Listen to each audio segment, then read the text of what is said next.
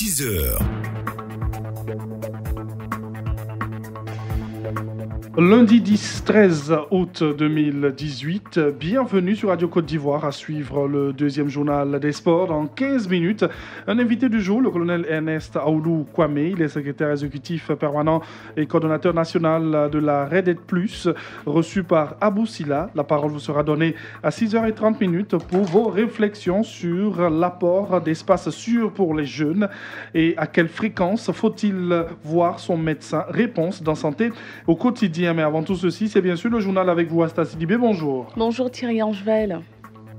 Une réforme est en cours pour l'assainissement du Grand Abidjan. Le gouvernement attend une plus grande implication des populations.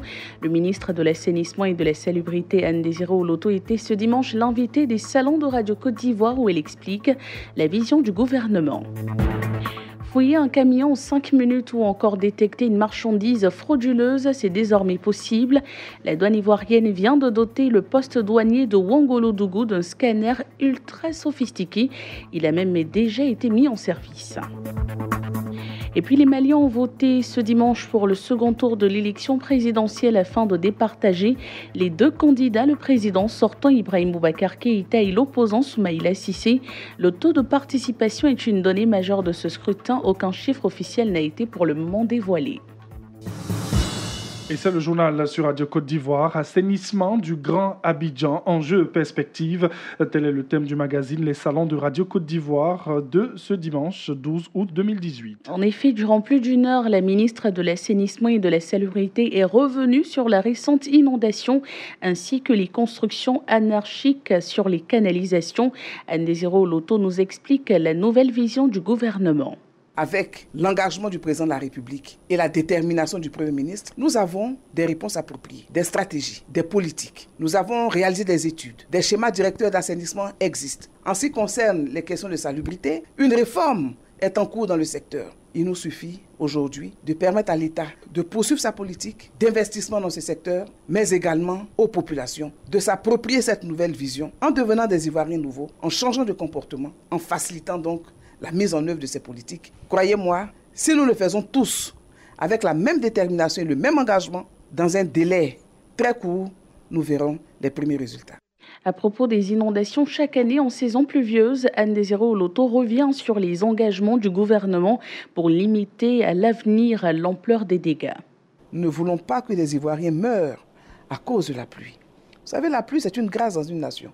Nous sommes un pays agricole et nous voulons qu'il y ait des pluies pour réguler le cycle agricole, pour permettre à nos produits vivriers, à nos produits agricoles d'être toujours en tête de peloton partout dans le monde. Mais nous devons apprendre à vivre avec la pluie. Nous devons tenir compte et respecter donc les contraintes environnementales. Nous devons respecter les contraintes liées au changement climatique. Je réaffirme ici l'engagement et la détermination du gouvernement à faire en sorte que les Ivoiriens soient mieux informés, bien sensibilisés et que les Ivoiriens s'engagent au changement de comportement. Nous allons prendre les mesures, les renforcer même, afin de libérer le chemin de l'eau, afin de faire en sorte que tout ce qui entrave les écoulements des eaux de pluie pendant la saison des pluies soit mis hors d'état de nuire. Et dans les semaines à venir, tout va changer. Le maire de Séguélon a procédé à la remise de clés de plusieurs infrastructures d'utilité publique aux populations de sa commune. C'est exact. Valeur des réalisations, on va y arriver, près de 100 millions de francs CFA. Tano Koné y était pour Radio Côte d'Ivoire. Il s'agit d'un centre de santé construit et équipé à Zangouba, village de la commune de Séguélon, d'un logement pour infirmiers et préaux au centre de santé urbain de Séguélon, de 3 classes de bureaux au lycée de Séguélon, d'une boucherie au marché et des latrines au groupe scolaire Séguélon. Le tout pour une valeur de près de 100 millions de francs CFA. En remettant ces infrastructures aux populations, Madame le maire de Séguélon a d'abord salué les nombreux efforts du gouvernement en faveur de sa commune avant de signaler que le besoin reste toujours important. Touré Deneba. En faisant du bien à un enfant, c'est de faire du bien à toute une famille. Merci en l'endroit du gouvernement et du ministère de l'Éducation nationale. On leur demande encore de penser à nous, faire encore plus pour Séguélon, parce qu'on en a besoin. Nous avons besoin des enseignants, nous avons encore besoin de d'autres classes pour le bien-être de nos familles, pour le bien-être de nos enfants. À Zangouba, comme dans les autres localités bénéficiaires, ce sont mille une choses que ces infrastructures viennent apporter à ces populations. Écoutons. Mais à pouvoir nous remettre la clé des centres de santé aujourd'hui, c'est un sentiment de joie. Moi, j'imagine par le passé, les gens prenaient les malades ici, soit de Zegbao, Nengoun, Séguélon. L'argent qu'on nous prenait pour mettre dans le carburant d'abord, puis nous soigner sur place. Ça fait un gain pour nous. Après cette remise, bientôt une autre série de remises d'infrastructures dans cette même commune. L'objectif pour Touré Djeneba, maire de la commune de Séguélon, c'est de permettre à ces populations d'avoir accès aux services sociaux de base. Tano Kone, de retour de Séguélon, au dîner, pour Radio Côte d'Ivoire. Et la suite dans la région du Tonkpi, où c'est le ministère de l'Enseignement supérieur et de la Recherche scientifique qui est par ailleurs président du conseil régional qui procède à une série d'inaugurations et à la remise des clés de plusieurs infrastructures. Ces infrastructures, au nombre desquelles des centres de santé, des écoles, des logements d'enseignants et personnels soignants, sont l'œuvre du conseil régional du Tonkpi. Ce sont plus d'une quinzaine de localités qui sont visitées, nous dit Gervais Kouassi. Prévue pour durer 2 semaines, cette tournée du ministre Albert Ouakes Mabry, qui a déjà démarré dans une ambiance festive, va s'étendre à plus de 15 localités des 5 départements qui composent la région du Tonkpi. Inauguration et remise des clés d'infrastructures réalisées par le conseil régional vont meubler cette tournée. Entre autres, des centres de santé, des écoles, des bâtiments administratifs, des logements d'enseignants et du personnel soignant. Le ministre mettra aussi à profit cette tournée pour procéder au lancement des tournois sportifs qui portent son nom, mais aussi visiter les chantiers en cours de finition et poser les premières pierres des infrastructures dont les débuts de construction sont prévus pour bientôt. Ce fut le cas du collège de Bangwe-Guinée-Yati qui a constitué la première étape de la tournée du ministre Albert Ouakes Mabry qui a bien voulu se prêter à notre micro. Nous avions engagé un certain nombre de travaux d'infrastructures pour des villages et certains chefs-lieux de sous-préfecture. Et il est toujours bon que nous organisons des cérémonies de remise ou de réception. Et puis ça permet de communier avec les populations. Nous aussi, ça nous rafraîchit parce qu'au contact des populations, on se sent mieux. Avec ces réalisations achevées et celles qui sont en voie de finition, on peut le dire tout net que la région du Tonkpi amorce un développement. Gervais Kouassi, Man, Radio Côte d'Ivoire. Et toujours à l'intérieur du pays, un scanner ultra sophistiqué a été mis en service cette semaine au poste douanier de Ouangolodougou. La mise en service de ce scanner s'est effectuée en présence du secrétaire d'État auprès du Premier ministre chargé du portefeuille de l'État et du directeur général des douanes ivoiriennes. Le récit de cet événement avec Sie Kouassi. C'est un scanner de dernière génération. Selon les techniciens, il est capable de fouiller un camion en 5 minutes et détecter une marchandise frauduleuse quelconque camouflée au fond d'une cargaison. Pour le directeur général des douanes ivoiriennes, l'installation de ce scanner à Ouangolodougou sera d'un appui hautement substantiel pour la bonne santé des recettes tant au plan régional qu'au plan national. Colonel-major Dapierre Alphonse. Nous sommes confrontés à de nombreux défis liés à la lutte contre la contrebande en matière de trafic d'armes, à l'exportation frauduleuse de noix de cajou et au défi de la maîtrise du transit.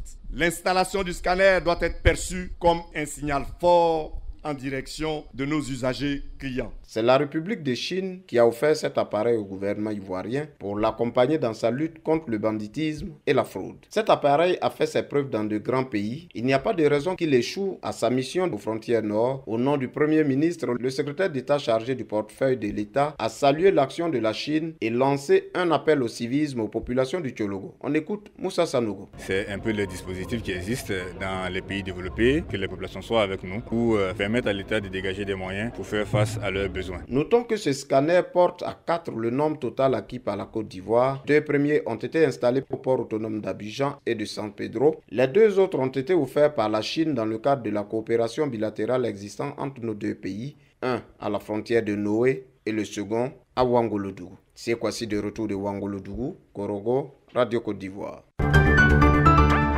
Politique nationale à présent, le candidat du Rassemblement des Républicains RDR aux élections municipales à Bengourou est désormais connu. Il a été présenté officiellement aux militants de base à la faveur d'une réunion du parti qui a rassemblé militants sympathisants du RDR et d'autres des partis alliés pour le candidat Méïté Sindou. Les défis à relever sont énormes. Il est au micro de Richard Dibi Abonnois.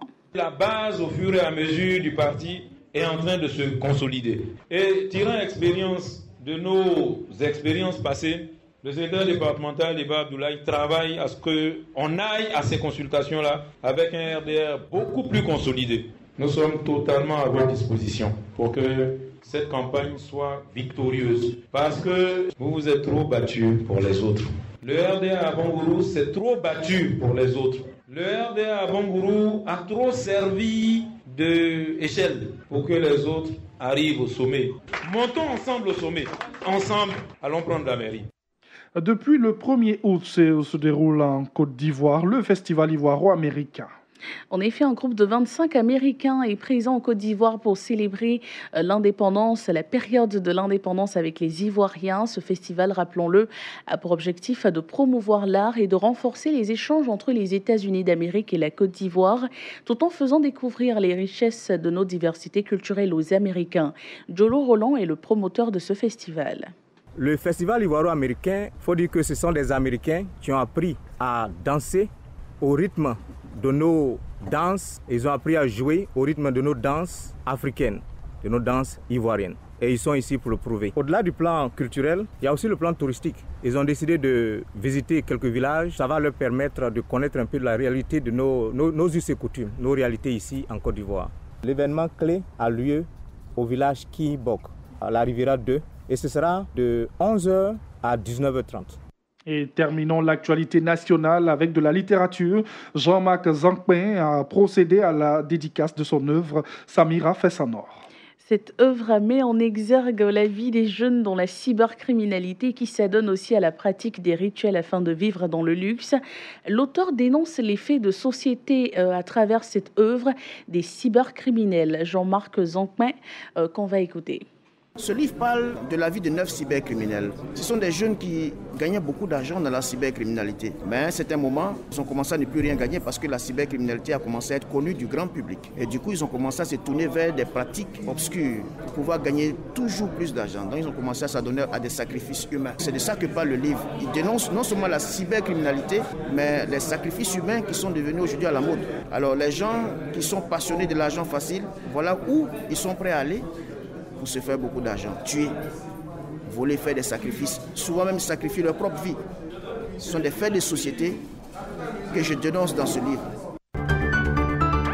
Et nous allons à l'international. Les Maliens ont voté hier dimanche pour le second tour de l'élection présidentielle afin de départager les deux candidats. Le président sortant Ibrahim Boubacar Keïta et l'opposant Soumaïla Cissé.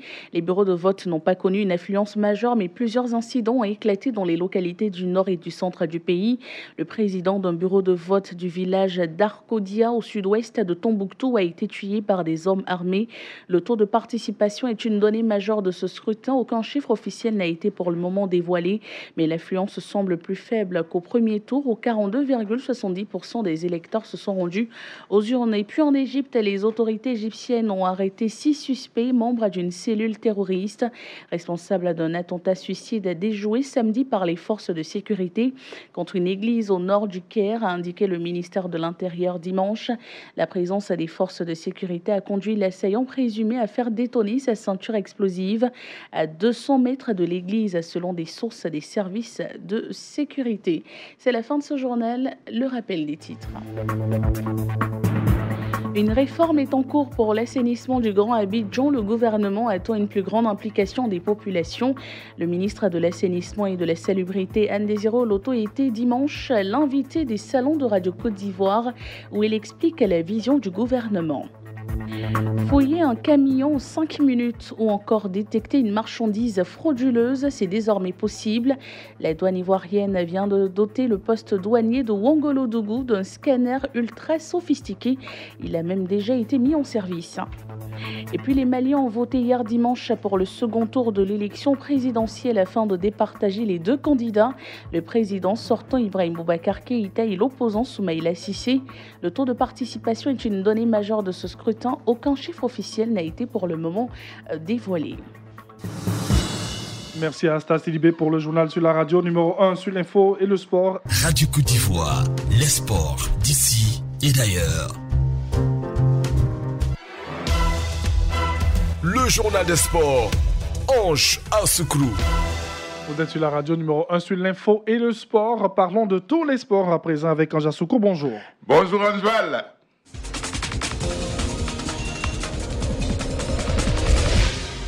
Et du football pour commencer, les championnats d'Angleterre et de France ont débuté ce week-end. Bonjour à tous. Départ canon pour le champion en titre en première ligue anglaise dans le premier choc de la saison. Manchester City s'impose 2-0 face à Arsenal. Manchester United bat Leicester 2-1. Paul Pogba est l'auteur du premier but de la saison. Liverpool réussit le plus large score de cette journée inaugurale, 4-0 devant West Ham avec un doublé de Sadio Mané et un but de Mohamed Salah. Chelsea bat Huddersfield 3-0. Un but de N'Golo Kanté. Tottenham a battu Newcastle 2-1. En doublant la mise à la 80e minute, Wilfried Zaha permet à Crystal Palace de s'imposer 2-0 devant Fulham. En France, victoire du Paris Saint-Germain 3-0 aux dépens de Caen. Neymar a marqué le premier but de la saison pour le Paris Saint-Germain. Timothy Weah, le fils du président Georges Weah, marque son premier but en Ligue 1. Marseille a battu largement Toulouse de Max-Alain Gradel 4-0 avec un doublé de Payet. Succès de Monaco 3-1 face à Nantes. Lyon bat Amiens 2-0. Victoire de Lille 3-1 devant Rennes. Nicolas Pepe marque et fait une passe décisive. Toujours en Europe, le FC Barcelone a remporté la Supercoupe d'Espagne en battant hier le Séville FC 2-1. Ousmane Dembélé a inscrit le but de la victoire pour le Barça. En Allemagne, le Bayern Munich s'offre la Supercoupe en battant et en dominant très largement l'Eintracht Francfort 5-0, triplé de Lewandowski.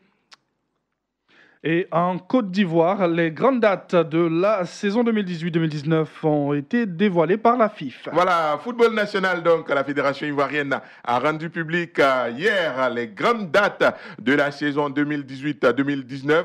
La Ligue 1 débute le vendredi 7 septembre prochain. Avant cela, la Supercoupe Félix Houphouët-Boigny se jouera le samedi 1er septembre. Cette saison 2018-2019 a officiellement été ouverte depuis le lundi 6 août dernier avec la première période d'enregistrement des licences. Et déjà, vous le savez certainement, la SEC Mimosa a enrôlé l'attaquant Thomas Gonazobi en provenance du grand rival, l'Africa Sport d'Abidjan. La saison s'achèvera le vendredi 31 mai 2019. CAN U20 Niger 2019. Le dernier pays qualifié, c'est le Ghana. Le Ghana et le Bénin ont fait match nul, un but partout hier lors de la manche retour du dernier tour éliminatoire. À l'aller, le Ghana s'était imposé à domicile 3-1. Les 8 qualifiés de cette CAN des moins de 20 ans au Niger en 2019 sont maintenant connus. Les Black Satellites rejoignent le Niger, l'Afrique du Sud, le Sénégal, le Burkina Faso,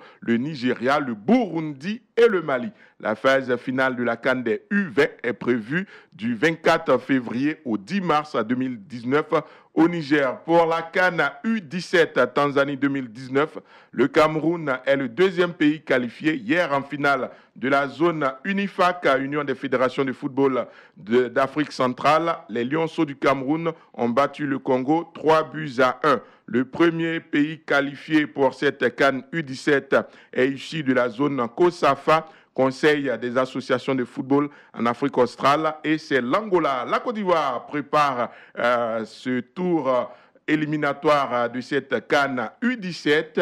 À l'entraînement, notre reporter Lamine Sanogo a rencontré le sélectionneur des U17 ivoiriens, Lassina Dao. Depuis l'année dernière, 2017, septembre 2017 par là, j'ai fait des réunions avec tous les responsables des centres de formation de la commune d'Abidjan pour mettre un programme de détection en place. C'est ainsi que nous avons créé 12 sélections, disons, communales. C'est ainsi qu'on a choisi 3 stades, c'est-à-dire qu'un stade à Bobo, un stade à la Fictissac et puis un stade à Port-Boué. On avait laissé l'altitude à ces encadreurs de ces communes-là eux-mêmes de faire les présélections. Et quand ils ont fini de faire les présélections, ils nous ont montré une sélection communale. Et nous sommes allés vers eux à travers ces sélections communales-là. On a organisé des tournois. Et c'est ainsi qu'on a ressorti à peu près 150 jeunes. Après ce passage-là, on s'est rapproché un peu des clubs aussi pour savoir quelles sont les équipes de première division, deuxième division, troisième division, où il y avait des joueurs de catégorie U17.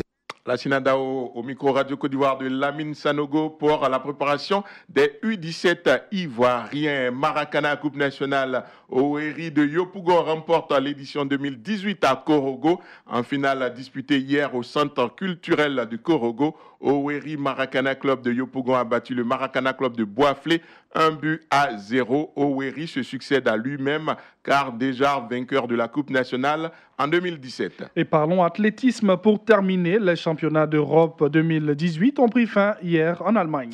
En finale du 4x100 mètres femmes, la Grande-Bretagne obtient la médaille d'or devant les Pays-Bas et l'Allemagne. Le 4x100 mètres hommes est remporté par la Grande-Bretagne encore une fois. Deuxième, la Turquie, les Pays-Bas complètent le podium. La France termine au pied du podium à la perche. Le jeune Suédois Arnaud Duplantis, 18 ans, avec un saut à 6,05 m, remporte l'or. Deuxième, le Russe Timur Mourgunov. Et troisième, le Français Renaud Lavineni. Retour de l'information sportive dans la matinale sport à 7h20 avec Fernand Kouakou.